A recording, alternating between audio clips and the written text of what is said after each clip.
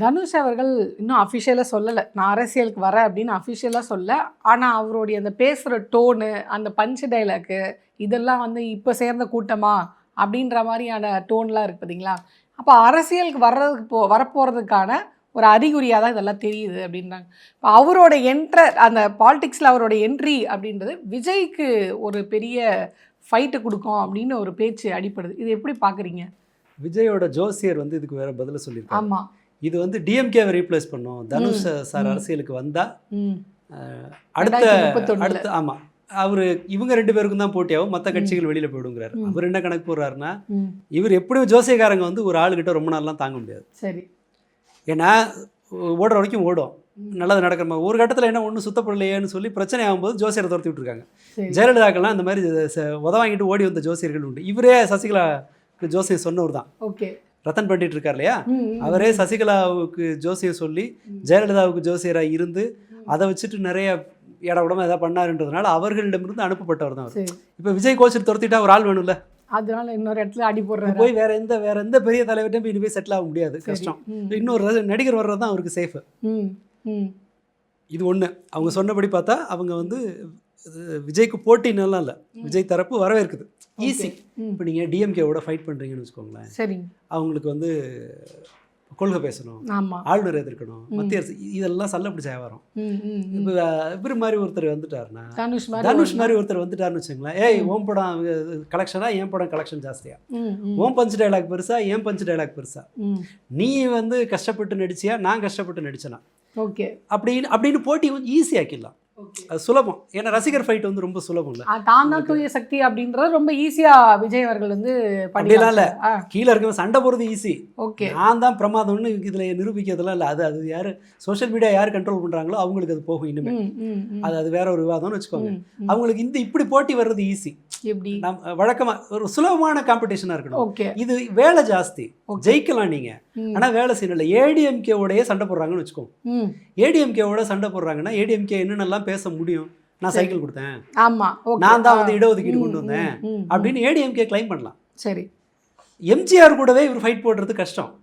ஏன்னா எம்ஜிஆர் வந்து 100 பேரை வீட்டுக்கு கூப்பிட்டு டெய்லி காலையில் சாப்பிடும்போது 40 பேரோட சாப்பிட்டு மத்தியானம் 100 பேரோட சாப்பிட்டு தோட்டத்தில் கூப்பிட்டு வச்சு அடிச்ச கதை உண்டுனாலும் அவர் கூப்பிட்டு வச்சு பேசினாரு, சோறு போட்டாருன்னு அவருக்கு ஒரு பேக்ரவுண்ட் இருக்கு. ஓகே, இவருக்கு பஞ்ச் டைலாக் குத்துப்பாட்டுக்கு மேலே ஒன்று கிடையாது. விஜய் அவர்களுக்கு இந்த மாதிரி அந்த மாதிரி கிடையாது.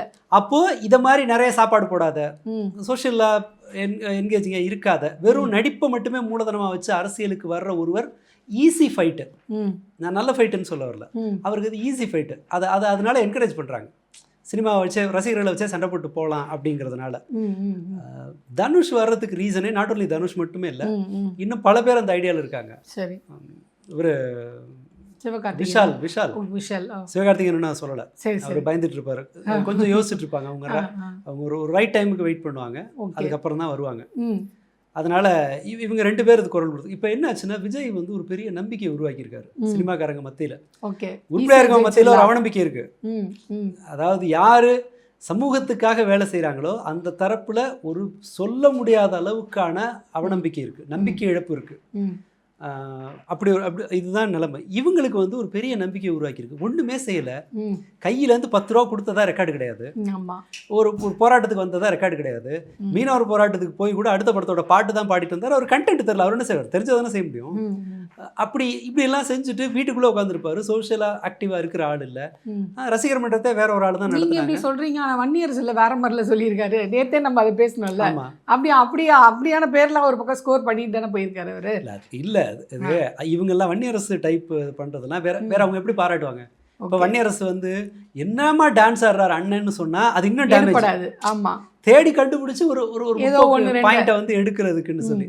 நீங்க ஒரு காளிதாஸ் கேரக்டர்ல நடிச்சிருப்பாரு சிவாஜி, அவர் வாய்க்கு வந்ததை வளருவாரு, பக்கத்துல இருக்கிற புத்திசாலிகள் 4 பேர் அதை வந்து அப்படியே எவ்வளவு அறிவாளியா பேசுறாரு, அறிவாளித்தனமான பதிலா மாத்தி சொல்லுவாங்க. அதுக்கு ஒரு வேற ஒரு பொருளை கண்டுபிடிச்சு சொல்லுவாங்க. அந்த காளிதாஸ் விஜய் அந்த பக்கத்துல இருக்கிற வன்னியரசு அந்த கேரக்டர்ல சுத்தி இருக்கிற அமைச்சர்கள் மாதிரி தான் இவங்க எல்லாம் பண்றாங்க, வேற வழி கிடையாது. அவருக்கு அதானே பிடிக்கும். சரி, இல்ல நீங்க யோசிச்சு பாருங்க, வன்னியரசு மைக்க பிடிச்சு சமூக நீதி பயணத்துல தமிழ்நாடு கடந்து வந்த பாதை, அதுல தாவேக அரசு இன்னென்னலாம் பண்ண போகுதுன்னு சொன்னா கடுப்பு தான் அவர். இல்ல இதெல்லாம் செய்ய போகுதுன்னு சொன்னா கடுப்பா. ஓகே, நான் எப்ப சொன்னேன் என்ன மீறி நீ என்னையா வாக்கு விடுற, என்னையா இழுத்து விடுறீங்கன்னு கேட்டுருவாங்க. கேட்டுருவாங்க.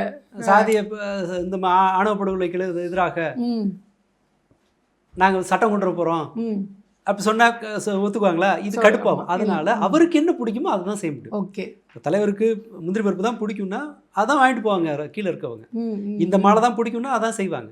இப்படி பேச அது ஒரு அது அது அது உங்களோட இயங்கு முறை, அதை விட்டுருவோம். இப்போ தனுஷுக்கு இவங்களுக்குலாம் என்ன வருதுன்னா, எதுவுமே செய்யாமல் ஒரு 5 மணி நேர பிரச்சாரம், ஜஸ்ட் அந்த ரசிகர் மன்றத்தை ஆர்கனைஸ் பண்ணி ஒரு ஒரு வழி கொண்டு வந்துட்டா அதன் வழியாக சோஷியல் மீடியாவுக்கான ஒரு கரெக்டான பிஆர் ஏஜென்சியை பிடிச்சோன்னா இந்த ரெண்டும் ஒர்க் அவுட் ஆச்சுன்னா சினிமா ஃபேமு, பொலிட்டிக்கல் செக்ஷனு, அந்த ரசிகர்களை திரட்டுறது, அவங்கள தொடர்ந்து என்கேஜ் பண்ணி அரசியலுக்கு வர்றது, இது வந்து ரொம்ப ஈஸியாக இருக்குது. ஓகே, நீங்கள் சினிமாவில் நடிக்கிறத விட அது ஈஸி. வெயிலில் நடிக்கணும், வெயிலில் மட்டும் சினிமாவில் என்னத்தை பண்ணிட்டாங்கன்றீங்க. நீங்கள் கஷ்டப்பட்டு நடிக்கிறதுனா போய் பாருங்க. நான் ஒரு விஜய் ஷூட்டிங் ஒன்றே சொல்கிறேன், காலேஜில் நடந்தது. அங்கே இருந்தவங்க என்ன சொல்கிறாங்கன்னா, அவர் ஒட்டு மொத்தமாக அவர் அந்த அந்த ஒரு நாளைக்கு நடித்தது ஒரு 15 நிமிஷம் இருக்குன்றாங்க. சரி, கேரவனில் இருப்பார், வருவாங்க, ஒரு சின்ன ஸ்டெப்பு போட்டு போயிடுவாங்க, திரும்ப அது எல்லாத்தையும் அரேஞ்ச் பண்ணுவாங்க, ஒன்று நடக்கும். விஷுவலில் 1 நிமிஷம் 2 நிமிஷம் வர்ற காட்சி 1 நாள் 2 நாள் இங்கே ஷூட்டிங் எடுப்பாங்க. சினிமாவில் அதான் வழக்கம். மற்றதெல்லாம் எடுத்து போட்டிங்கன்னா அதை விட ஈஸியாக இருக்குது இது. ஓகே, நீங்கள் வீட்டில் உட்காந்துக்கலாம், எதுக்கும் பதில் சொல்ல வேண்டாம், இவ்வளோ ஈஸியாக இருக்குமா அப்படின்னு வரும்போது எல்லாருக்கும் அந்த ஆர்வம் வருது. இன்னொரு விஷயம், தாவேக்கா உடைச்சிருக்கிற இன்னொன்று என்னன்னு சொன்னால், இதற்கு முன்பு அரசியல்ங்கிறது நீங்கள் வெயிலில் கடந்து கடுமையாக கஷ்டப்படணும். சரத்குமார் இதற்கு முன்பு அரசியலுக்கு திடீர்னு வந்து கேண்டிடேட் ஆன போது கூட எலெக்ஷன் முடிஞ்ச ஆள் கருத்து போனார். சரி, இழைச்சி கருத்து போனாங்க. பல நடிகர்கள் அப்படி இருந்தாங்க. அதை சிலர் வேற மாதிரி மாற்றினாங்க. கௌதம் கம்பீர் வந்து டூப்பு ஒன்று மேலே ஏற்றி விட்டு இவர் காரில் உட்காந்துட்டு வந்து சில சமயம் பண்ணார், வெயில் ஆகலன்னு சொல்லி. இந்த மாதிரியெல்லாம் வந்தபோது இது எல்லாத்தையும் விட ஒரு அல்ட்ரா லக்ஸுரி வேலையாக இருக்குது அப்படிங்கிறதுனால அவருக்கு வருது. அண்ட் அடுத்து உடைச்சிருக்கிற இன்னொன்று என்னென்னா, ப்ராப்பரான கம்பெனிஸ், சரியான முதலீடு, இன்வெஸ்ட் பண்ண முடியும். உனக்கு ஒரு ஃபேம் இருக்குது, உன்னால் இன்வெஸ்ட் பண்ண முடியும், உனக்கு ஒரு ரசிகர் மன்றம் இருக்குது, ஒரு பிஆர் ஏஜென்சியை கரெக்டாக என்கேஜ் பண்ணி ஆரம்பித்தோன்னா நம்மளால் இங்கே வந்துட முடியும் அப்படின்னு ஒரு நம்பிக்கையை விஜய் உருவாக்கியிருக்காரு. அதாவது இனிமேல் வந்து ஒரு முதலமைச்சர் பதவிக்கு ஆசைப்படுறவங்களாம் வந்து இனி கட்சியை கட்டமைக்கிறது, தொண்டர்களை சந்திக்கிறது, அவங்க வீட்டுக்கு போகிறது, போராட்டம் பண்ணுறதுலாம் வேணாம். இப்போ நீங்கள் சொன்ன இந்த லிஸ்டெல்லாம் சரியாக பொருந்தி வந்தால் முதலமைச்சர் ஆகிறக்கான 10 பொருத்தம் உங்களுக்கு. எக்ஸாக்ட்லி. ஒரு சேட்டலைட் சேனல் ஆரம்பிக்கிற மாதிரி, ஓகே, அல்லது ஒரு ஒரு லிக்கர் கம்பெனி ஆரம்பிக்கிற மாதிரி. உங்களுக்கு என்ன வேணும்? மார்க்கெட் இருக்கணும், ரா மெட்டீரியல் வரணும், நீங்கள் ஃபேக்ட்ரி போட்டுடலாம். கடவுளுக்கு ஆள் இருக்குன்னா ஃபேக்ட்ரி போட்டுடலாம். இனி இது இந்த மாடல் டெவலப் ஆகும்போது என்ன ஆகும்னா, ஒரு நடிகர் மேலே வருவாருன்னு தெரிஞ்சதுன்னு சொன்னால் அதுக்கு இன்வெஸ்ட் பண்ணுறதுக்கு ஆள் வருவாங்க. ரைட். நீ இதை பார்த்துக்கப்பா, நான் உனக்கு முதலீடு போட்டுறேன், நீ எனக்காக லாபி பண்ணிக்க. ஒரு பட தயாரிப்பு மாதிரி ஆகிடும். கிட்டத்தட்ட அப்படி தான். இப்போ இன்னொரு லாட்ரி ரைவல் இருக்காரு அப்படின்னு வச்சுக்கோங்களேன். இன்னொரு இந்தியாவில் இன்னொரு லாட்ரி ஜெயண்ட் ஒருத்தர் இருக்காருன்னா, அந்த ஜெயண்ட் வந்து இன்னொரு நடிகரை பிடிச்சி அவரை வளர்த்து கூட அதை ட்ரையல் எடுக்கலாம். அப்போ பெரும் முதலாளிகள் இந்த மாதிரியான நடிகர்களை ஃபோக்கஸ் பண்ண ஆரம்பிப்பாங்க. இல்லை, பிரதமர் தான் முதலாளிகள் உருவாக்கியிருக்காங்களே இதுக்கு முன்னாடியே. ஆமாம், அங்கே அதானி வந்து உருவாக்கி வச்சிருக்காரு. அதை மாதிரி இங்கே வரலாம், எப்படி வேணாலும் போகும். பட் உருவாக்கி இருக்கிறது என்னென்னா, உனக்கு அரசியல் செயல்பாடு அவசியம் இல்லை, அரசியல் ஞானம் அவசியம் இல்லை, வெல்ஃபேருங்கிறது இனி தேவையே கிடையாது. நீங்கள் இந்த கடந்த 70 நாள், எவ்வளோ நாள் ஆச்சு? ஒரு 3 மாதம் ஆச்சா? 60 நாட்கள் தாண்டி. இல்லை, ஒரு 75 நாள் ஆச்சுன்னு நினைக்கிறேன். 75 நாள் ஆச்சு. இதுவரை நலத்திட்டம் அப்படின்னு நீங்கள் எதை கேட்டீங்க? எதுவுமே கேட்கல. நமக்கு தெரிஞ்சில்லை. எனக்கு ஒன்றே ஒன்று தான், ஈவன் பஸ் எல்லாமே ஃப்ரீ பண்ணுறேன்னாங்க, அது பண்ணல. 2500 ரூபா ஸ்கீம் சொன்னாங்க. அவங்க என்ன உடனே கொடுத்தாங்களா, லேட்டாக தானே கொடுத்தாங்க அப்படின்ட்டாங்க. உங்களுக்கு தான் இப்போ நிதி நிலைமை தெரியும்னு வருவாய்த்துறை அமைச்சர் சொல்லிட்டார். ஆமாம், அது ஆக போகிறது இல்லை. கடன் தள்ளுபடி, விவசாயி கிடந்து உருள்றாங்க. தங்க மோதிர திட்டம் வந்து இது பண்ணியிருக்காங்களே, தங்க மோதிரம், தாய்மாமன் சீர். Okay fine. அது 1 பவுண்ட்லேருந்து 1 கிராமுக்கு வந்துருக்கு நினைக்கிறேன். ஆமாம், அது ஒண்ணுதான், வெல்ஃபேர் ஸ்கீம்ல அது ஒண்ணுதான். அது ஒண்ணுதான் வந்து இதுவாயிருக்கு. மற்றபடி அவர் 2 சொன்னார், இந்த மாதிரி பெண்கள் பாதுகாப்புக்காக அந்த சிங்க பெண்கள் பாதுகாப்பு படைன்னு சொன்னாரு, அதை செயல்படுத்தியிருக்காரு. மற்றபடி நிதியை செலவு பண்ணி செய்யக்கூடிய ஒரு இண்டிவிஜுவலுக்கு நேரடியாக சேர்றது அது மாதிரி இல்லை. அந்த 41 பேர் நடிகரை பார்க்க வந்த 41 பேருக்கு வேலை போயிடுச்சு. அரசோட ஸ்கீம் இல்ல, சொல்றது ஒரு குடும்பத்துக்கு வெல்ஃபேரா போறது அந்த மாதிரி எதுவும் இல்லை. அது ஒரு வேலை ஒன்று போச்சு, அது நீதிமன்றம் ரத்து பண்ணிருச்சு. அது கொடுக்கக்கூடாதான். ஆமா, அது ஒரு புது ட்ரெண்ட் ஆயிடும். அப்புறம் எல்லாரும் கேட்க ஆரம்பிப்பாங்க. ஒவ்வொரு கட்சியும் தனக்காக இறந்தவங்களுக்கு கொடுக்குற ஒரு வாய்ப்பா இருக்கும். இது ஏன் பெரிய பிரச்சனைனா, நீங்க வங்கதேசத்துல ஒரு பெரிய கலவரம் வந்தது இல்ல, மாணவர்கள் ரோட்டுக்கு வந்தாங்கல்ல, அது பிரச்சனையினுடைய ஆரம்பம் எதுன்னா, அந்த கட்சிக்காரங்களுக்கு வேலை கிடைக்கிற மாதிரி இடஒதுக்கீடு ஒன்று பண்ணாங்க. ஓகே. அந்த தியாகிகள்னு சொல்லி கேட்டகரைஸ் பண்ணி. ஏன்னா ஊரில் எல்லாருக்கும் வேலை இல்லை, நீ என்ன உங்களுக்கு ஆல்மோஸ்ட் அந்த மாதிரி தானே வருது. இது கிட்டத்தட்ட அந்த மாதிரி தான். ஓகே, அது போயிடும்னு அவங்களுக்கு தெரியும். நான் வேற ஒரு விஷயம் நான் உறுதியாக நம்புகிறேன். அவருக்கு ஒருத்தருக்கு பணம் தர்றதுல பெரிய விருப்பம்லாம் கிடையாது. விஜயோட அவருடைய வரலாறு முழுக்க பார்த்தீங்கன்னாலே தெரியும். அவர் அடுத்த பிரச்சனை பெருசாக வராத போதே சேலத்தில் ஒருத்தர் இறந்த போது அவர் கொடுத்தது 5 லட்சம். அன்றைக்கி 20 லட்ச ரூபா யாரோ ஒருத்தர் கை காட்டினா அவங்க கொடுத்துருப்பாங்க. கொடுத்தது 5 லட்சம். அவங்க இந்த காசை கொடுக்கறதெல்லாம் பெரியதில்லை. அதாவது இது எப்படியும் கோர்ட்டு இதை காலி பண்ணணும்னு தெரிஞ்சு தான் இந்த வேலையை கொடுத்துருப்பாங்கன்னு தான் நான் நம்புகிறேன். எதனால அந்த பேரை மட்டும் விருப்பம் இல்லை. இல்லை அதை வச்சு நீங்கள் அடுத்து வேலை கொடுத்துட்டீங்கன்னா அதை வச்சு நீங்கள் அரசியல் பண்ண முடியுமா? எதிர் அரசியல் தான் நடக்கும். இப்போ போய் டிஎம்கே மற்றவங்களாம் என்ன பண்ணுவாங்க, இந்த பாரியா டிஎன்பிஎஸ்சிக்கு இவ்வளோ பேர் இருக்காங்க, அவங்க ஒரு அரசின் தவறுனால கூட இறக்கல, ஒரு ஒரு கவர்மெண்ட் ஒரு வாய்ப்பு கொடுக்குற மாதிரி போலீஸ் வந்து சுட்டு கொல்லப்படுதுன்னு அவங்களுக்கு வேலை கொடுக்குறோன்னு வச்சுக்கோங்களேன். இந்த ரசிகர்கள் பட்டாலும் இதை ரெண்டையும் கம்பேர் பண்ணது ரொம்ப மட்டமான கம்பேரிசன். அது எதற்காகன்னு சொன்னால், நீங்கள் ஒரு அதிகாரத்தில் இல்லாத ஒருத்தனை போலீஸ் வந்து அரசின் ஒரு அரசோட ஒரு வேலையாள் அவங்கள வந்து சட்டவிரோதமாக துப்பாக்கியால் சுட்டு கொள்றாங்கங்கும் போது அரசாங்கத்தோட பிளண்டர் மிஸ்டேக் இது. இந்த பிளண்டர் மிஸ்டேக் நீங்கள் உயிரை திருப்பி கொடுக்க முடியாது. எதை கொடுத்தீங்கன்னாலும் அது ஈடாகாது. அப்போ அரசாங்க வேலை அவங்களுக்கு கொடுக்குறேங்கிறது என்னன்னா, அரசு தன்னுடைய பாவத்திலிருந்து கொஞ்சம் தப்பிச்சுக்கிறதுக்காக கொடுக்கறது. பிராயச்சித்தமாக ஒரு ரொம்ப பெரிய தப்பு பண்ணிட்டோன்னு கவர்மெண்ட் அட்மிட் பண்ணுற மாதிரியான ஒன்று. இந்த இந்த இந்த குற்றத்துக்கு வேறு ஈடே கிடையாது, தண்டனை எல்லாம் போதாதுங்கிறதுனால கொடுக்கறது. அது பனிஷ்மெண்ட் கொடுக்குற கட்டுற பெனால்ட்டி அது. இதுவும் அதுவும் ஒன்று கிடையாது. எச்சரிக்கையை மீறி போகிறதுங்கிறது இவங்க இப்போ பார்ட்டியில் ஒன்று கொடுத்தாங்கன்னு வச்சுக்கோங்களேன். இப்போ டிவிகே பார்ட்டியில் இந்த 41 பேருக்கும் மாவட்டத்துக்கு ஒரு போஸ்ட் நான் தரேன், கட்சி சார்பா, கட்சியோட ஆஃபீஸில். ஆமாம், கட்சியோட ஆஃபீஸில் நான் வந்து ரிசப்ஷன்ஸாக மெயின்டெனன்ஸ் தான் போடுறேன், நான் உங்களுக்கு 80,000 ரூபா சம்பளம் தரேன், 3 லட்ச ரூபா சம்பளம் தரேன் மாதம் கூட சொல்லட்டும், பிரச்சனை இல்லை, செய்யட்டும். ஆமாம், ஏன்னா உங்களுக்கு வந்து அந்த உங்களுக்கு இந்த மார்க்கெட் கிடைக்கிறதுக்கு அவங்க ஒரு காரணமாக இருந்திருக்கிறாங்க. தமிழ்நாட்டில் இதை வச்சுட்டு நீங்கள் ஒரு பெரிய ஒரு சிம்பத்தி கேம்பெயின் ஒன்று நடத்துனீங்க, அதுக்கு ஈடு நீங்கள் கொடுத்தீங்கன்னா நான் ஒன்று கேட்கறதுக்கு ஒன்றும் இல்லை. அரசாங்க வேலையை கொடுக்கக்கூடாது, ரைட், அது கோர்ட்டில் போகும்னு தெரிஞ்சே தான் அவங்க கொடுத்துருப்பாங்க. அது பெருசாக வந்திருக்கு. அது கொடுத்துருந்தா அது எதிர்மறையாக இருக்கும். இப்போ என்ன பண்ணலான்னா, அவங்க 2 விதமாகவும் பண்ணலாம். இப்போ டிஎன்பிஎஸ்சி ஆஸ்பிரண்ட் யாரும் இதனால் கோவப்பட போகிறதில்ல, அப்பாடா வேலை போலன்னு சொல்லி அவங்க கவர்மெண்ட் மேலே கோவப்படாமல் அவங்க போயிட போகிறாங்க. இதை வச்சுட்டு இவங்க என்ன பண்ணுவாங்க, உள்ளுக்குள்ள ரசிகர்கள்ட்ட பார்த்தீங்களா திமுக அப்படி பண்ணிடுச்சுன்னு சொல்லி, அது யார் பண்ணாலும் திமுக தான் சொல்லுவாங்க. ஆச்சா, அதனால அது இல்லை, இப்படி தான் அரசியல் நடத்த போகிறாங்க. எல்லாமே ஈஸியாக இருக்கு பாருங்களேன். ஒரு நடிகருக்கு தமிழ்நாட்டில் எல்லாமே ஈஸியாக இருக்குது. அதனால மற்ற நடிகர்களுக்கு அந்த ஆர்வம் வருது. நம்மளும் ஈஸியாக அந்த இடத்துக்கு போயிடலாம், அந்த நம்பிக்கையை உருவாக்கியிருக்காரு. அது வேணால் சொல்லலாம். இல்லை, ஆனால் இப்போ இன்னொரு விஷயம் என்ன வைக்கப்படுது, விஜய் அவர்களுடைய ஆதரவாளர் இருக்காங்கன்னா அவங்க வந்து ஒரு கமெண்ட் வந்து பாஸ் பண்ண ஆரம்பிச்சிட்டாங்க. என்னென்னா, விஜய் அவர்களை அடிப்பதற்காகவே, அவங்களுடைய அந்த இதை குறைக்கிறதுக்காகவே பாஜக வந்து இவரை இறக்கி விட்டுருக்கு, தனுஷை இறக்கி விட்டுருக்கு. அதனால தான் அவர் பேசும்போது பார்த்தீங்கன்னா ஜெய்ஹிந்த்னு சொல்கிறாரு. இதற்கு முன்னாடி அவருடைய பேச்சுகளில் இந்த மாதிரியாக ஜெய்ஹிந்த் சொல்கிறதுலாம் கிடையாது. சொல்லிவிட்டு ஓம் நமச்சிவாயன்னு முடிக்கிறாரு. அப்போ இவர் முழுக்க பாஜக பின்னணியிலிருந்து இயக்கப்படுகிற ஒரு ஆளாக இருக்கிறார் அப்படின்ட்டு விஜய் ஆதரவாளர்கள் பேசுகிறாங்க. இதை எப்படி பார்க்குறது? அப்போ இவர் உண்மையிலே பாஜக வந்து தனுஷை விஜய் அடிக்கிறதுக்காக இறக்கி விட்ட ஆளா அப்படின்ற மாதிரி ஒரு கேள்வி வருது இல்லை? அதாவது எனக்கு தெரிஞ்ச தமிழ்நாட்டில் விஜயை விட கன்வீனியன்ட்டான முதல்வர் பாஜகவுக்கு கிடைக்க மாட்டாங்க. ஓகே. இவர் நோம் நமச்சிவாயா சொல்கிறான்னா, விஜய் எங்கே போனார்? வேளாங்கண்ணிக்கா போனார்? திருச்செந்தூர் போனார். திருச்செந்தூர் போனாரா? ஓகே, இதுக்கு போனார், மூகாம்பிகை அம்மன் கோயிலுக்கு போனார். அது முதல்வர் ஆனதுக்கு அப்புறம் திருச்செந்தூர் போனார். அவர் தன்னை அடையாளப்படுத்திக்கிறதே ஒரு இந்து ஜோசியர் தான் அவரை வழி நடத்துறாருங்கிறது தான். சட்டமன்றத்துக்கே அந்த கரும்பு போட்டு அதை வைக்கிறாங்கன்னு வழி நடத்துவதே ஒரு இந்துத்துவ இதுல டோன் இருக்கிற ஒரு ஜோதிடர் தான் அதை நடத்துறாரு.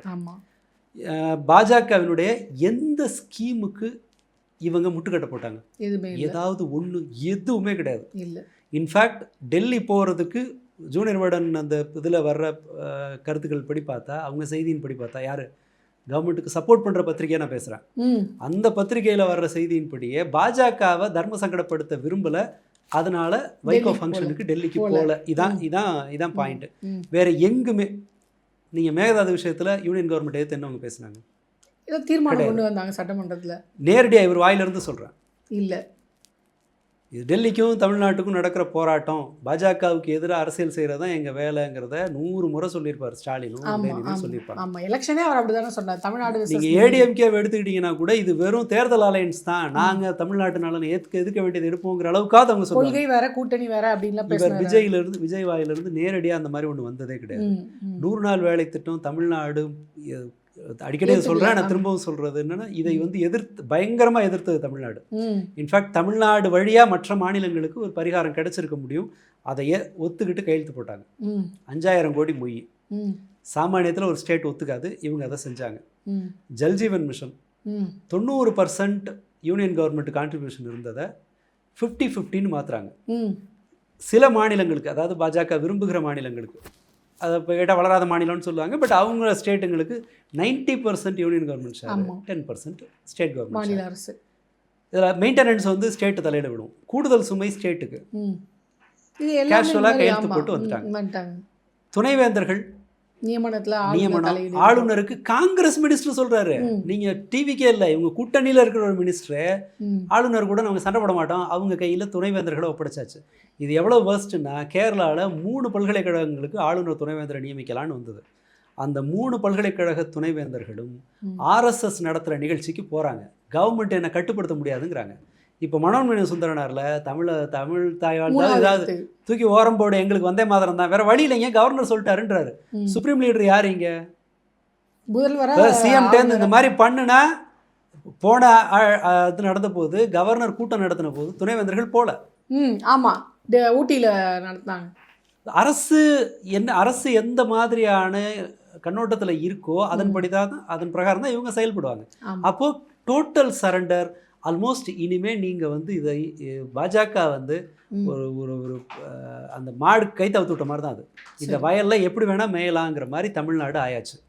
ரொம்ப சீக்கிரமாக பாடி எடுக்கலான்ற ரேஞ்சுக்கு சொல்லணும்னு சொன்னால், இங்கே திருப்பரங்குன்றம் இந்த மாதிரியான கோர் ஹிந்துத்துவா ஐடியாலஜி செயல்பட ஆரம்பிச்சிச்சுன்னா நீங்கள் மொத்தமாக முடிஞ்சுன்னு வச்சுக்கலாம். ஓகே, அந்த கார்த்திகை தெரியுன்றீங்களா? கோர் இந்துத்துவா வந்து இவர் அதுக்கு ஒத்து போகிறாரா இல்லைன்றது அந்த ஒத்து போவார், காலம்தான் விஷயம். இல்லை, அவர் அப்படி ஒரு இது வைப்பார்ல, நீதிமன்றம் சொல்லியிருக்கு, நீதிமன்ற தீர்ப்பை நான் மதிக்கிறேன் அப்படின்ட்டு போயிடுவார். இதெல்லாம் நீதிமன்றமாக சொன்னுச்சு? இது விபி ஜீராம்ஜி எல்லாம் நீதிமன்றமாக சொன்னது. அது ஒன்றிய அரசு சொல்லி பதில் என்ன வேணால் சொல்லலாம். இவங்க அப்போ வந்து என்ன பண்ணுவாங்கன்னா, திமுக மேலே தான் பழிப்படுவாங்க. சரி, நீங்கள் எழுதி வச்சுக்கோங்க, அடுத்த 5 வருஷத்தில் இதெல்லாம் நடக்குதா இல்லையான்னு பாருங்கள். எக்கனாமி கீழே போகும், ஸ்கூல் ட்ராப் அவுட் அதிகமாகும், விலைவாசி உயரும், வேலைவாய்ப்பு பாதிக்கப்படும், ஈவன் சைல்டு மார்டாலிட்டி வரைக்கும், பிரசவகால மரணங்கள்லேருந்து குழந்தை இது மால்நியூட்ரிஷன் வரைக்கும் 5 வருஷத்தில் சகலமும் ஏறலைன்னா இல்லைன்னு பாருங்கள். ஏன்னா ஒரு பதில் சொல்ல அவசியம் இல்லாத அரசு, கீழே இருக்கிறவனோட குரலை கேட்க விரும்பாத அரசு இருந்துச்சுன்னா உலகம் முழுக்க இதுதான் ரிசல்ட்டாக இருந்திருக்கு. அண்ட் இது மோஸ்ட் காம்ப்ளிகேட்டட் டைம். இவ்வளோ ஈஸியானதுனால தானே எந்த உழைப்பு செலுத்தாமல் வரலாம்னு இன்னொருத்தர் வெளியில் வரலாம். ஆமாம், அது எடுத்துக்காட்டாக அவங்க வந்துட்டு இருக்காங்க. ஆமாம், தனுஷ் மாதிரியான ஆட்கள் அப்படி வர வேண்டும். பிரகாஷ் ராஜ் வரணும்.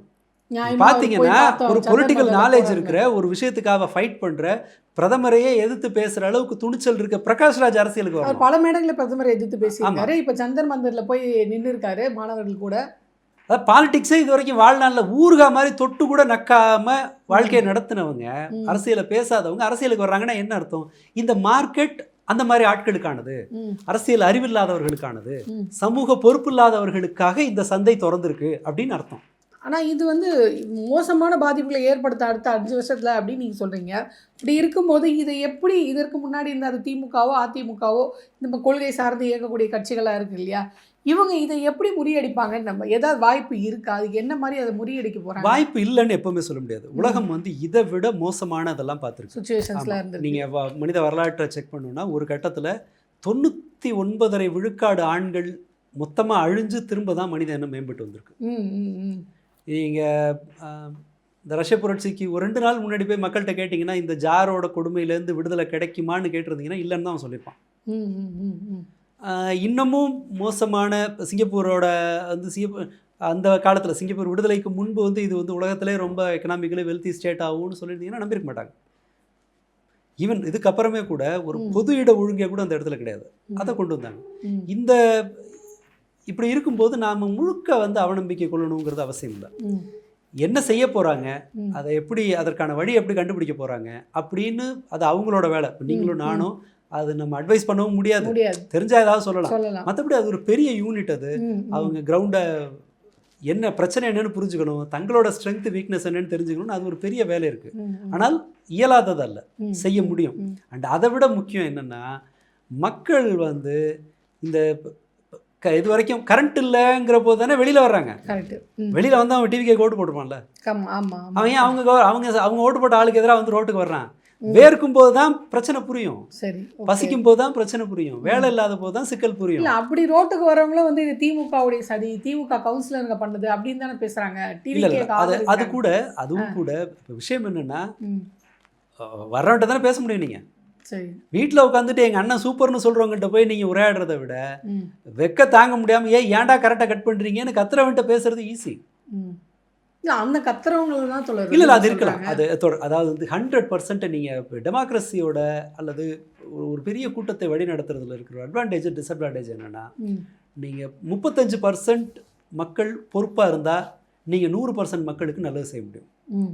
35% இரஸ்பான்சிபிளாக இருந்தால் 100 பேருக்கும் தரித்திரம் பிடிக்கும். இதுதான் இந்த ஸ்ட்ரக்சரோட வீக்னஸ் ஸ்ட்ரென்த்னுலாம் சொல்ல முடியாது. இதனுடைய வடிவமே அதுதான். சரி, இந்த இடத்துல நமக்கு இருக்கிற வாய்ப்பு என்ன, நம்ம போய் அவங்களெல்லாம் மாற்ற முடியாது. ஸ்டில் நம்மளால் இதை தர்க்கபூர்வமாக அணுகுகிற மக்களை திரட்ட வாய்ப்பு இருக்குது. அவங்க திரண்டு வந்து நெருக்கடி கொடுக்கும்போது, இப்போ மோடி இறங்கி வருவார் நம்ம நினச்சோமா? இல்லை. சில ஆயிரம் மாணவர்கள் நீ என்ன வேணா அடி நான் பார்த்துக்கிறேன்னு வந்து நின்னவங்களால ஒரு பிடியை பிடிச்சி ஒழுக்க முடியுது இல்லை அரசாங்கத்தோட.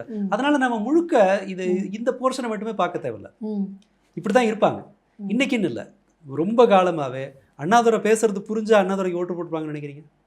நல்லா பேசுகிறாரு, நல்லா செய்வார், இப்போ நல்லா டான்ஸ் ஆடுறாரு, நல்லா பஞ்ச் டைலாக் பேசுகிறாரு அப்படின்னு இப்போ போடுற மாதிரி அப்போ நல்லா பேசுகிறாருன்னு ஓட்டு போட்டுருப்பாங்க. சிலர் தான் அது புரிஞ்சு அதனுடைய நியாயம் தெரிஞ்சு ஓட்டு போடுறது. ஸோ ஜனங்களோட பேட்டர்ன் அந்த மாதிரி தான் இருக்குது. நம்ம ஊரில் மட்டுமா நடக்குது?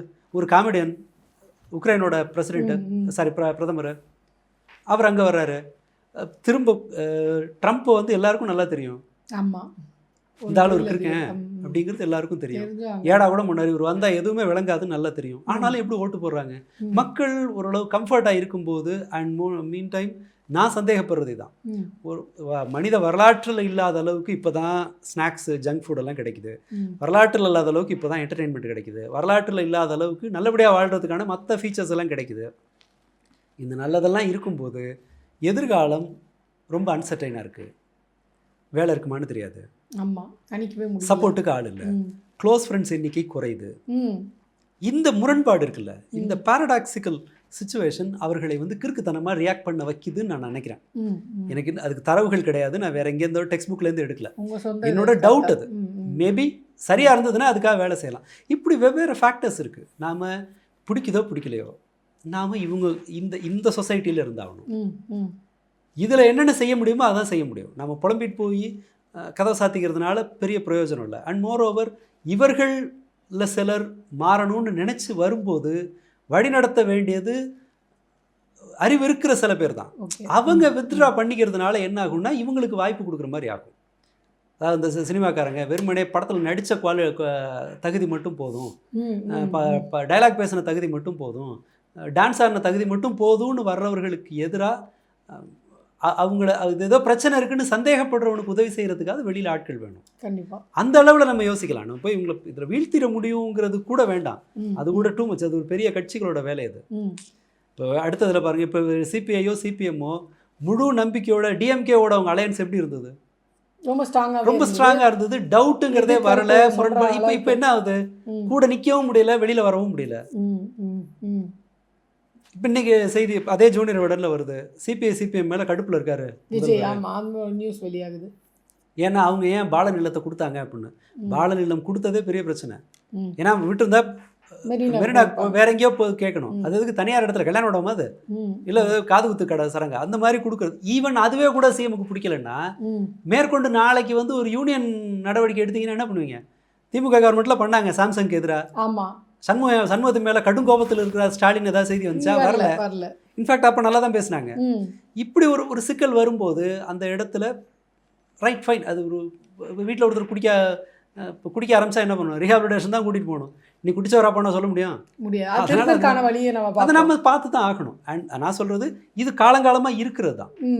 இந்த மாதிரி ஒரு நபரை அதனால தான் சாமியாருங்க மேலே வர்றாங்க, அதனால தான் எம்எல்எம்காரன் ஈஸியாக ஜெயிக்கிறான். ஆருத்ரா கோல்டு மாதிரியான கம்பெனிகளில் 7 ஸ்டார் குரூப்னு சொல்லி தமிழ்நாட்டு வரல ஈமுக்கோழி இதெல்லாமே என்னென்னா மக்களோட அந்த அந்த எமோஷனல் ஓவர்ஃப்ளோவை பயன்படுத்திக்கிறாங்க. அது இங்கேயும் அரசியலே நடக்குது. Let us suffer. நம்மளோட முடிவு நம்ம அதை ஃபேஸ் பண்ணி தான் ஆகணும். அது பிரச்சனை கிடையாது. பட் ஸ்டில் வாய்ப்பு இல்லாமல்லாம் இல்லை. சரி, அந்த நம்பிக்கையை தான் நம்ம வச்சுக்கணும்னு நினைக்கிறேன். ஸோ அப்போது அந்த லெட்டஸ் சஃபர் அப்படின்னா அந்த சஃபர் மூலயமாக இவங்க ஏதாவது பாடம் கற்றுக்கிட்டு அதுக்கப்புறமா இவங்க ஏதாவது வரதுக்கான அப்படி வர முடியாது. சஃபர் ஆகி பாடம் கற்றுக்கிட்டு திரும்ப தனுஷை தான் போவாங்க. அப்படியெல்லாம் யோசிக்க மாட்டாங்க. அப்படி பார்த்துருந்தா ட்ரம்ப் 2வது வாட்டி வந்திருக்க முடியாது. அப்போ என்னன்னா தன்னால நடக்கும். இல்ல நான் இதுல மீன் பண்ண வர்றது, நல்லது தன்னால நடக்கும்னு தயவு செஞ்சு நினைச்சுக்க வேண்டாம். சரி, கெட்டது தான் தன்னால நடக்கும். ஓகே, நல்ல விஷயம் நாம எஃபர்ட் எடுத்தா தான் நடக்கும். சரி, குடிச்சவரா போறதுக்கு மெனக்கடவே வேணாம், வீட்டில் இருந்தாலே போதும். டிசிப்ளினா ஒருத்தரை வளர்க்கறதுக்கு வந்து டெய்லி வேலை பார்க்கணும். இதை எந்த டிஃப்ரென்ஸ் தான். ஸோ சூழல் மோசமாக இருக்குங்கிறதுனாலேயே அவங்க ரைட் சாய்ஸுக்கு வருவாங்கன்னு சொல்ல முடியாது. ஓகே ஓகே, நீங்கள் எடப்பாடி பீரியட் வந்து எவ்வளவு மோசமாக இருந்தது. அப்போ வந்து டிஎம்கே தன்னால நம்ம கிட்ட வந்துரும் அப்படின்னு நினைச்சிருந்தாங்கன்னா வந்திருக்காது. திமுக அப்படி பார்த்தா கூட ஓட்டு கம்மி தான்.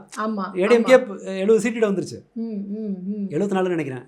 ரைட், திமுக அப்பவே எதிர்கட்சியா தொடர்ந்து வேலை செஞ்சாங்க, ஒரு இடத்துக்கும் போனாங்க, ஒவ்வொரு இஷ்யூ பத்தியும் பேசினாங்கும் போது 10 years ஆஃப் வர்ஸ்ட் கவர்னன்ஸ். அப்படி இருந்தும் கூட திமுகவால வந்து 200 சீட் அங்க எடுக்க முடியல. அப்போ விஷயம் என்னன்னு சொன்னா, நம்ம உட்கார்ந்துருந்தோம்னா அது நடக்கவே நடக்காது. சரி, ஒரு செயல் இல்லாமல் விளைவு வராது. நல்ல விஷயத்துக்கு சொல்கிறேன், கெட்டது தாராளமாக நடக்கும். வயலில் நெல்லை வளர்க்குறதுக்கு தான் நீங்கள் டெய்லி போகணும், தண்ணி பாய்ச்சணும். களை வளர்கிறது கஷ்டமே இல்லை, நீங்கள் விட்டிங்கன்னா களை வளர்ந்துடும். அந்த டிஃப்ரென்ஸ் தான். சரி, அப்போ நெல் வளருதா களை வளருதா அப்படின்றது நம்ம பொறுத்து இருந்து தான் பார்க்கணும். நெல்லுக்கா வேலையை செய்யணும், அவ்வளோதான்.